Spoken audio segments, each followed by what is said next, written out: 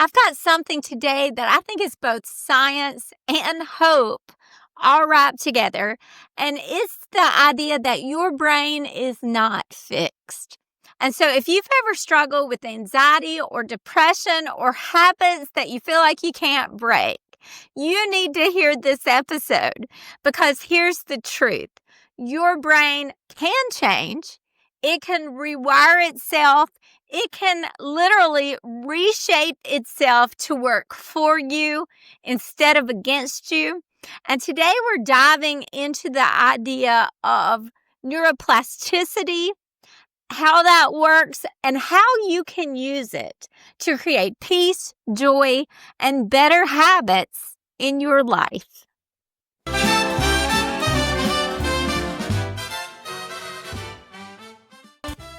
Hey everybody, welcome to Living Imperfectly Perfect. I'm Robin Fan Fitzgerald, a cognitive behavioral therapist, life coach, and someone who's spent years trying to be perfect and failing a bunch.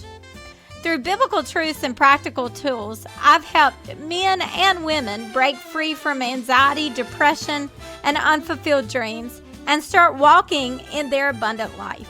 And now, I want to help you.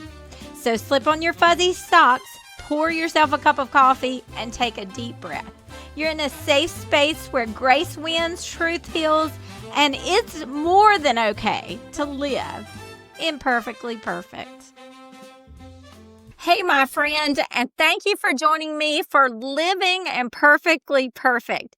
Today, we're talking about an exciting idea, and that's the idea of neuroplasticity, which means your brain's ability to change itself. I believe is kind of like having science and hope all rolled up together as one, because what it means is if you're not living the abundant life that you want to see, maybe because you're in anxiety, depression, maybe because you have bad habits, your brain has the ability to form new neural pathways and it can change. And I feel like that is so exciting.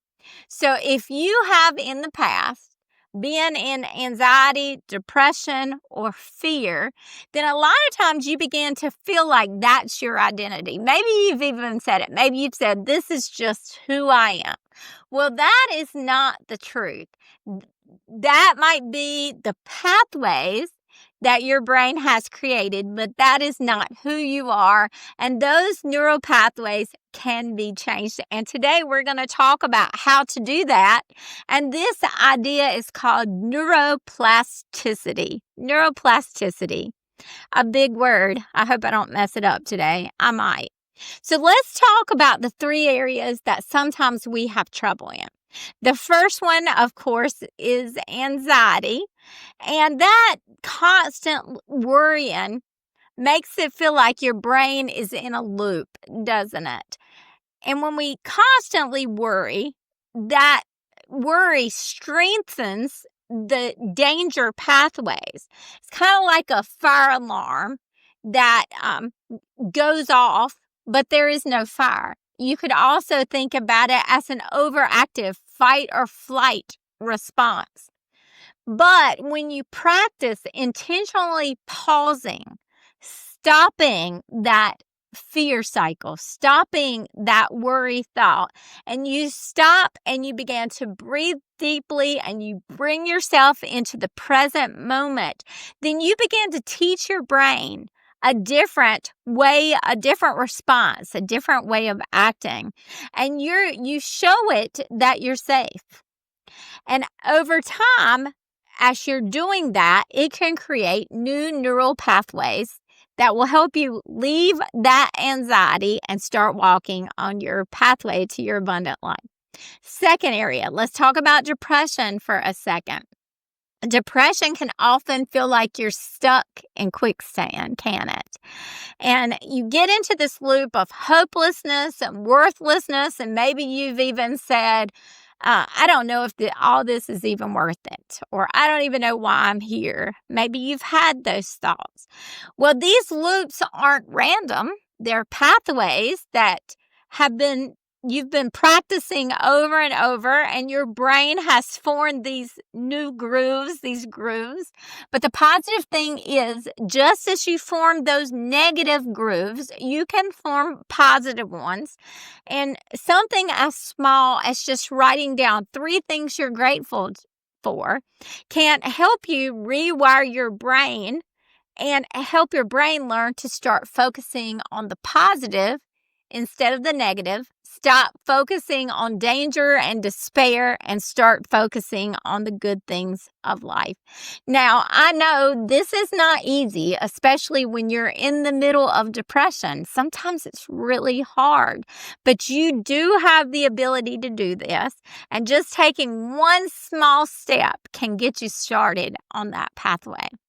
Third thing we want to talk about today is, and I think we all have them. We have bad habits sometimes, don't we? And that's all a wiring issue too.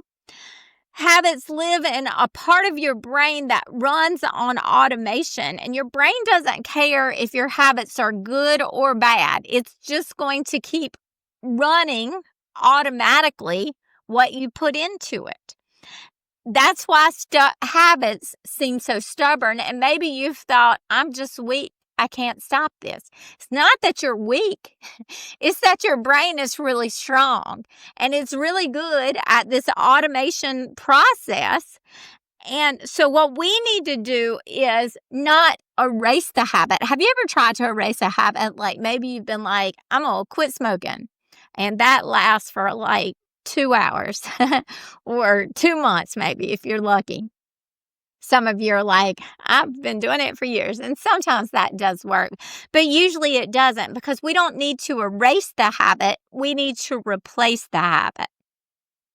Let me say that one more time. We don't erase the bad habit. We replace the bad habit.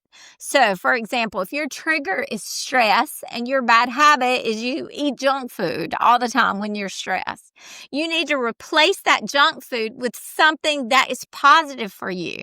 Maybe it's drinking water, or going out for a walk, or calling a friend. You replace that negative habit with a positive habit, and those positive neural pathways start getting deeper and deeper the more you practice it, and the negative habits begin to get erased, get weaker and weaker the more you practice it. So remember, we're not going to erase the bad habits. We're going to replace our bad habits. So here's what matters. You are not stuck. Your anxiety is not permanent. Your depression is not your identity. Your bad habit is not just who you are. You have the ability to change those neural pathways with this thing we're talking about today, your brain's ability to be neuroplastic, this neuroplasticity. You have the ability to change it and begin to choose the life that you want to live based on choosing the right route, the right path in your brain, the positive or the negative one. I'm going to give you, when I counsel or life coach, I always give tools, and I call it your counseling or life coaching toolkit. So I'm going to give you 5 tools for your counseling or life coach toolkit. So the first one to help change this is, I call it meditation. You can call it mindfulness or breathing. It's all kind of grouped into one. What I'd like for you to do is take 3 to 5 minutes every day. I'm going to quickly tell you a mindful meditation that I use, but you can just call it mindfulness or breathing. And that's, you relax your body, you begin to breathe deeply from your stomach, and you begin to turn your thoughts to focus on your breath. And when you do that, it begins to form new neural pathways for your peace. So number 1 in your toolkit is mindfulness, breathing, or if you want to call it meditation. Number 1, I do that every day for at least 30 minutes. Number 2 for your toolkit is a gratitude practice. You can do lots of things. for a gratitude practice, but I'm going to give you an easy one. And that's every morning, I want you to write 3 things down that you're grateful for. Just that act, just the act of gratefulness, writing 3 things down can create new pathways. And pretty soon your brain will start scanning for positive things rather than being stuck in a negative loop. So, number 1, mindfulness, breathing. Number 2, gratitude practice. Number 3, move your body. This is my favorite one. Exercise is more than just for your health. Exercise actually releases positive chemicals into your body, and this is the cool part, y'all. It starts building, it actually grows new neurons. So exercise greatly helps mental health. And exercise doesn't have to be something laborious. Is that a word? I think it is. It doesn't have to be something that's a lot of labor. It can be something fun you love to do. That's why I dance. You can walk. You don't have to go to a gym to do it. Walk outside your house. Walk through your house. Just move your body in whatever way you can, because exercise really does help. That was number 3. Number 4 is replace, don't erase. We just talked about that. When you want to break a bad habit, swap it with something positive. Then number 5 is repetition, and that's really the key to everything. What you repeat is what your brain is going to form that path with. So you want to repeat the positive so that you get that good, positive neural pathway toward your abundant life. And the more consistent you are, the stronger that pathway becomes. So I want to encourage you. This change is not going to happen overnight. It's kind of like going to a gym. You can't start off by curling the 100-pound weights. You have to start with the small weights, be consistent, and you see your muscles grow more and more. And the same is true for that. Start small. Do one little step per day, but be consistent with that routine. And pretty soon you will see your brain changing, and you will see your path becoming positive. You leave the depression, the anxiety, the bad habits, and you'll start walking towards your abundant life. And that is neuroplasticity in action. So this is the takeaway. What fires together, wires together. So your past doesn't define you. Your brain can heal, it can change, and it can grow. And you can walk in more joy and peace and happiness. And part of it is you making the choice, being aware. Now you're aware how to do this, being aware of how to get on your path to your abundant life.